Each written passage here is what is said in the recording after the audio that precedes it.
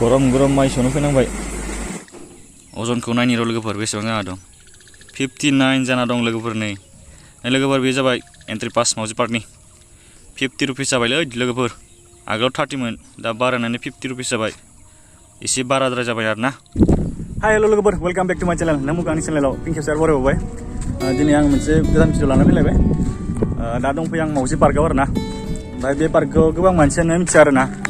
गोबां मानसियानो माने आन्दायबाय थायो बबेखि दं होननानै पार्कआबो एसे भितरावसो दं नालाय ओमफ्राय पार्कआ गोदानसो आरोना मिथिनायाव जेनेबा राकेश सार MCLA राकेश सारनि होननानै मिथिदों आरोना बिथांनिनो आरोना पार्कआ ओमफ्राय हाबनायाव एन्ट्रि फिस लायो फिसा जाबाय 50 रुपिस आगोलाव 30 मोन खिन्थु दा 50 लायो ओमफ्राय एसे अभार जानाय बायदि मोनदों आरोना 50 रुपिस माने सासेयाव 50 रुपिस माने लाद्रायनो हागोन आरोना जिहेतु पार्कआव दा गोदानसो नालाय एख'आनो गैथ'वा माने जास्ट ओरैनो न'फोर दङ ओमफ्राय दै फुख्रि दङ आरोना नै नायनो हागोन बेफोरबायदि फुख्रि दङ आरो ओमफ्राय बेफोर न' दङ बेफोरबायदि गेजेराव दैमा गेजेराव ओमफ्राय जास्ट बिदिनो आरो ओमफ्राय नाव दङ दै नावा बै थाबोबाय दा देखायगोन नोंसोरनो ओमफ्राय नावनि थाखाय बे एक्सट्रा फिस होनांगोन आरोना एक्सट्रा फिस होनानै सालायनो हागोन आरो नोंसोर सालायनो गोसोबा दानिया आं नोंसोरनो बे पार्कखौ लामाखौ बबेथिं फैनांगौ आं देखायनोसै थ' नोंथांमोना भिडिअखौ मोजां मोनदोंब्ला लाइक खालामदो आरो नोंथाङा चेनेलाव गोदानब्ला चेनेलखौ साबस्क्राइब खालामदो लोगोफोर बे पार्कआ ना मुसलपुर टाउननिफ्राय साहाजों माने 1 किल'मिटारबो जास्लाबनाय नङा खोमा साहाजों जायो आरोना मुसलपुर टाउननिफ्राय लामा दंखायो लामायाव नोंसोरो गेट नुगोन आरोना साहाजों ससे फैनानै माने जितु हाथाय बाजार मुसलपुर टाउननिफ्राय साहाजों ससे फैनानै माने बेयाव मावजि पार्क होननाय गेट नुगोन आरो गेट ओमफ्राय मोनसे गेट दङ गामिनि गेट बे जाबाय बांनाबारिनि गेट आरोना दा लोगोफोरजों मुसलपुर टाउननिफ्राय साहाजों ससे फैबाय आरोना बे साहाजों ससे फैबानो नै बे गेटखौ नुगोन नै बेनो जाबाय गेटआ बेखौ मानसिफ्रा माने गोबाङानो नायसना आरोना थ' आं लोगोफोर नोंथांमोननि देखायनोसै गेटआ माबायदि नायदो लोगोफोर गेटआ नैफोरबायदि मावजि ग्रिन पार्क एन्ड फिसारि बेयाव लिरनाय दंखायो आरोना बेनिफ्राय नै मोनसेया जाबाय पुगांनाबारि गामिनि गेट बेजों हाबलांबानो मावजि पार्कखौ मोनहैगोन आरो बेनिफ्राय आरो नैजों सिदा थाङोब्ला निकासि आरो दारागावखौ मोनहैगोन बेनिफ्राय नैजों जोङो मुसलपुर टाउनखौ गारबोबाय आरोना बेनिफ्राय बै ससेया बै मानसि हाबलांनाय साइकेल सफैबाय थानाय नुनाया बे जाबाय मुसलपुर हाथाय आरोना बेजों थांबा हाथाय मोनहैगोन बेनिफ्राय दानिया जोङो हाबलांनोसै गेटजों थ' लोगोफोर दानिया जों गेटजों हाबबाय जों ससे थांबावबानो मोनसिगोन आरो मोनसे टार्निं दंबावो बे टार्निंखौ लाबानो मोनगोन आरोना नैबेनो टार्निङा बेयाव एर' साइन लिरनाय दंखायो मावजि पार्क बेनिफ्राय बेजों हाबलांबाय दानिया नै हाबबोबाय जोङो बेनिफ्राय ससेल'सै नै लोगोफोर लोगो मोनबाय जोङो मावजि पार्कखौ बेनो आरोना मावजि पार्कआ नै गेटआ अन्थाइनि बानायनानै दोनदों स' जेब्ला जों दानिया गेट सिंजों हाबलांनोसै ना गाइस 50 थाखा लाबाय नै एन्ट्रि फिसा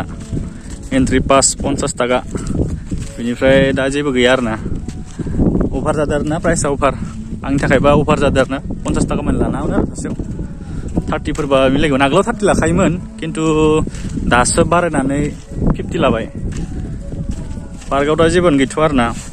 थेवबो 50 द्राया बांद्राय जायो आरोना पार्कआबो गोदानसो नालाय बेफोरबायदि आरोना ओइयाव न' दं न'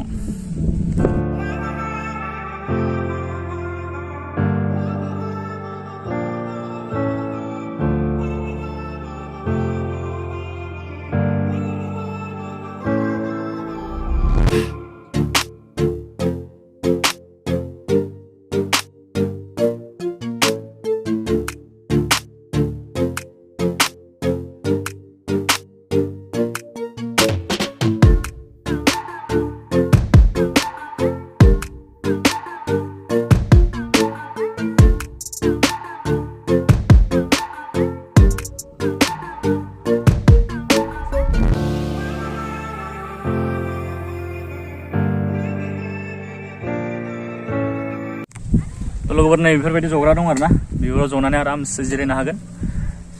मैसां ना मा होनो बेफोरबायदि जदो आरो आरामसे नै बार जाबाय थादो नै बेयावबो मोनसे न' बानायबानो नायबावदो नै बेफोरबायदि न' जागोन आरोना बेफोरबायदि न' बानायबावनाय दा बैनो बेबो मोनसे फुख्रि बैथिंखिनिया गुवार बहुद गुवार आरोना ओरै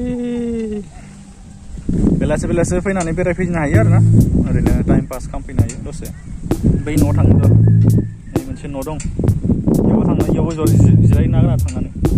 आरामसे गिदिर गिदिर ना दंथारो दै लोगोफोर बे फख्रियाव बहुद गिदिर गिदिर ना दं नै दलङा एकदम औवानि आरो ना इयो मावदोलै ओरै लोर लोर मावो सोरबा थाबायनो गिलायलाङो इयाव ओमफ्राय नै न' सिङाव हाबहैनोसै जोङो दा न' सिङाव माबायदि जाना दं बेयाव फैनानै आरामसे जिरायबाय थागोन आरो ना खोमसि जाबाय नै आरामसे सोरबा मबाइल चार्ज होनोबाबो नै चार्ज होनो हागोन नै सब केपासिटि दं आरामसे जिरायनानै भिउखौ नायनो हागोन आरो ना बिदि बेफोरबायदि ओमफ्राय नै मोनसे रुम दंबावो बेयावबो जिरायनो हागोन आरो आरामसे नै बेफोरबायदि भिउआ नै बेफोरबायदि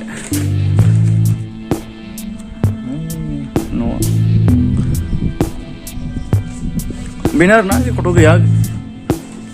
जेबोथ' गैया जास्ट ओरैनो न' दं बेफोरबायदि दलं दं ओमफ्राय फुख्रि बेफोरबायदि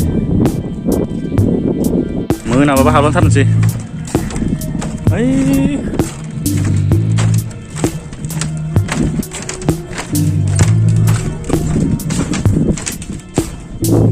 बापरे भिउआ नै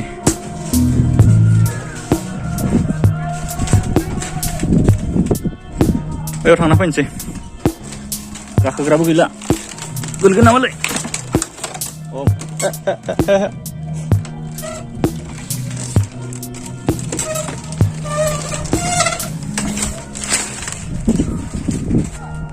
जाला मावग्लुङो बेयाव थांनो सानदोंमोन खिन्थु दलङा जबाय नामा मावग्लुंलाबायो ओरै मावग्लुंलाबायदों लोगोफोर थाबायलांनो हाला थांनाय जानाय नंला बेयाव बे बुस्थुआ बायदो खोमा ओंखायनो ओरै मावग्लुंलाबायदो गिनाय मोनबायलै बाहाय मोनाबायबो ना थांसै लोगोफोर बिदिब्ला लोगोफोर दिनैनि भिडिअखौ बेखिनियावनो फोजोबनो सानबाय दिनैसिमथ' बारा जिनिसफोर गैया नालाय जास्ट पार्क फिसा पार्क आरो बेखौ नोंथांमोननो देखायनो होनना फैबाय आरो ना बेनिफ्राय दा बेखिनियानो जेबो गैया पार्कआव ओरैनो जास्ट बेखिनि जिखिनि नुदों दा आं नोंसोरनो जिखिनि देखायदों बेखिनियानो आरो ना थ' भिडिअखौ बारा गोबाव खालामला मोनाबायबो न'आव थांनांसिगोन बिदिब्ला नेक्स्ट भिडिअ लोगो मोनलायसिगोन आरो ना भिडिअखौ फोजोबनायनि सिगां फिसा रिक्वेस्ट नोंथाङा जुदि आंनि चेनेलाव गोदानब्ला चेनेलखौ साबसक्राइब खालामदो आरो भिडिअखौ मोजां मोनोब्ला लाइक खालामना होदो आरो लोगोसे कमेन्ट खालामबानो जाबाय कमेन्ट खालामबा एसे मोजां मोनो आरो ना थ' बिदिब्ला बाय बाय नेक्स्ट भिडिअ लोगो मोनलायसिगोन